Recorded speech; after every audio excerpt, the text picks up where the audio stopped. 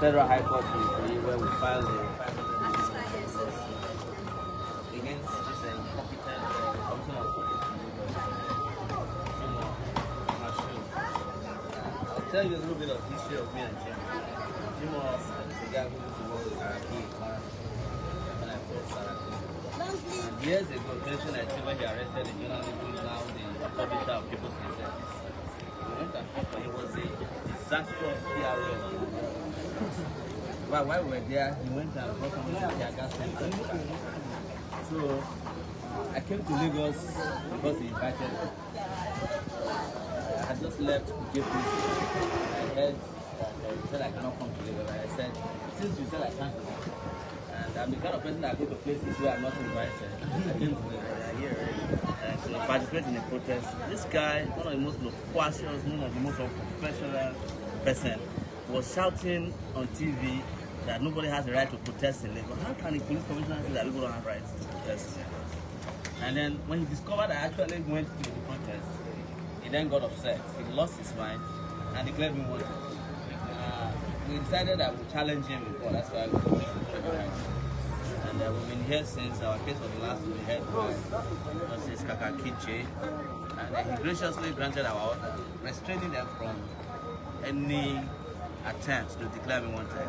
And we are going to argue the substantive truth because I really badly need that 500 million. When I do get it, I will use it to buy more EBA, which is where I get my strength from. But on the strength of what I'm telling you guys,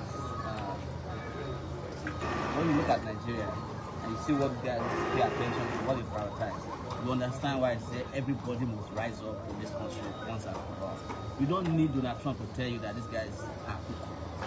And Donald Trump is not different from them. Anyways, let us unite and save our country. And I volunteered myself. And all these guys you see behind me, and those of you who are behind the camera, have all volunteered yourself. You are ready to take the risk. Yes. It can't get worse than this. You are already a slave in your country. You are already submerged by poverty, by unemployment, by all kinds of health issues, from malaria to typhoid. You have been besieged with bad roads, with no schools for your children, with no salaries. Even the policemen that are involved in this, I fought for them, and 29,000 of them got promoted. But the next day they came and broke my hand. The CSP came and broke my hand. The following 2 weeks, another CSP took me to Kuje.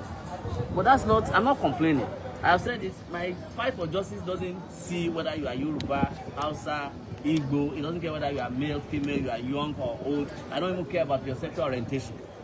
I am for everybody. And it doesn't matter whether you like me or not. But I believe in our lifetime, this country deserves better. And that's why I want to thank our lawyer who drove all the way. He was driving all the way from London, filing this lawsuit.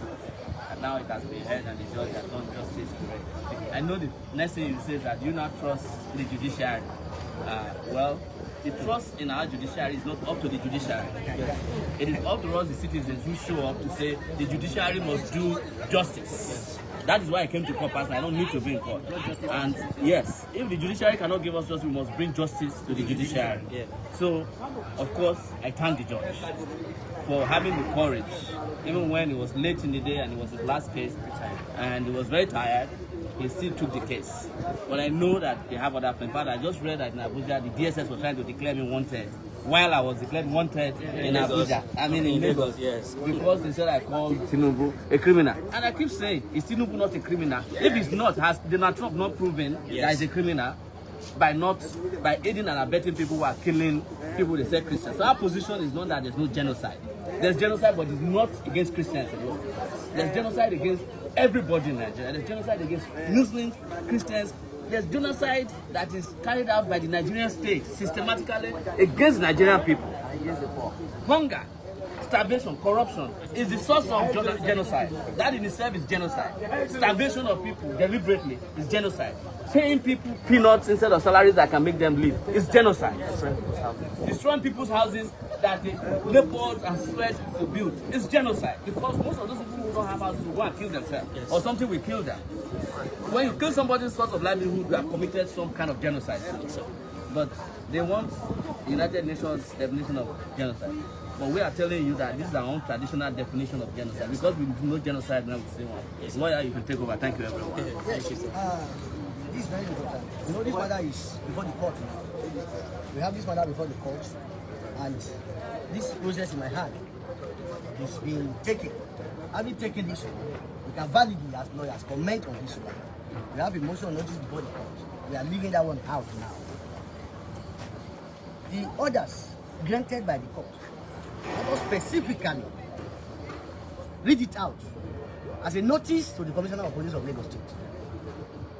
The court granted an interim injunction restraining the respondent, particularly the Commissioner of Police of Lagos State, from harassing, from intimidating, from threatening with arrest, from arresting, from further declaring, representing, or in any manner portraying the applicant as a wanted person, pending the hearing of the motion on notice.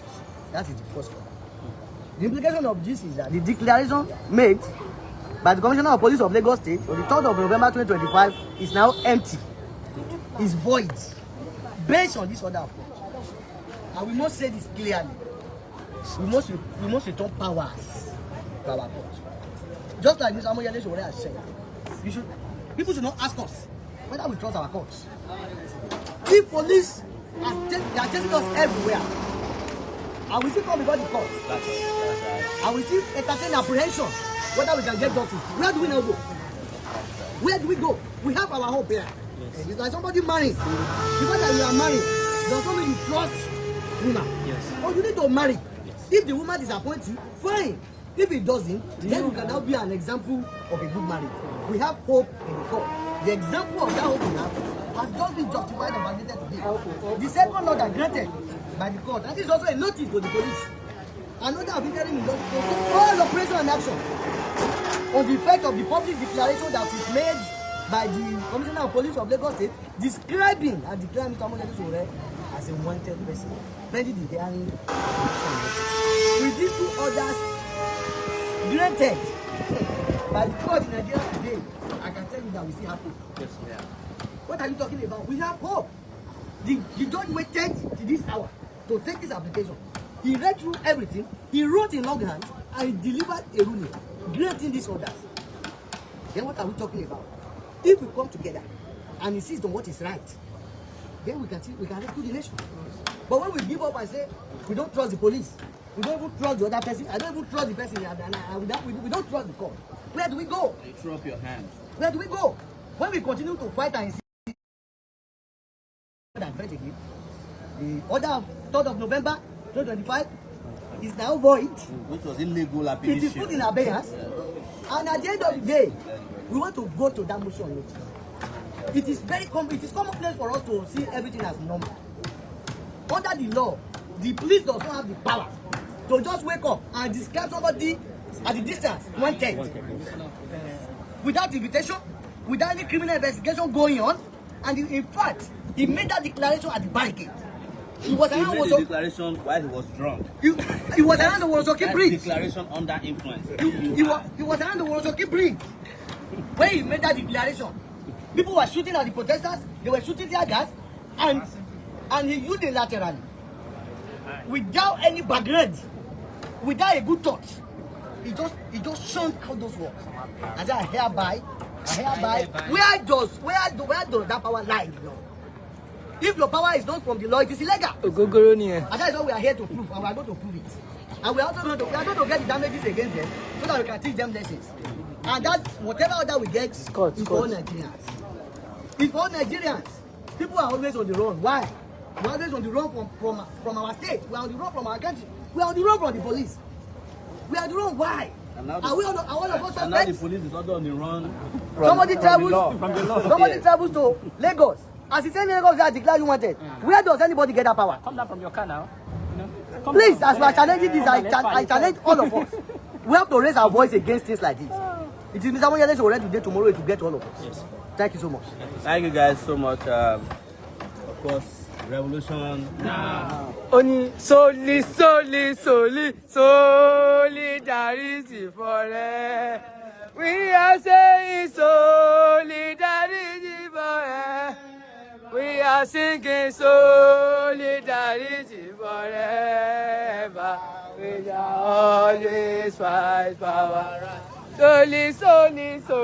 Solidarity forever.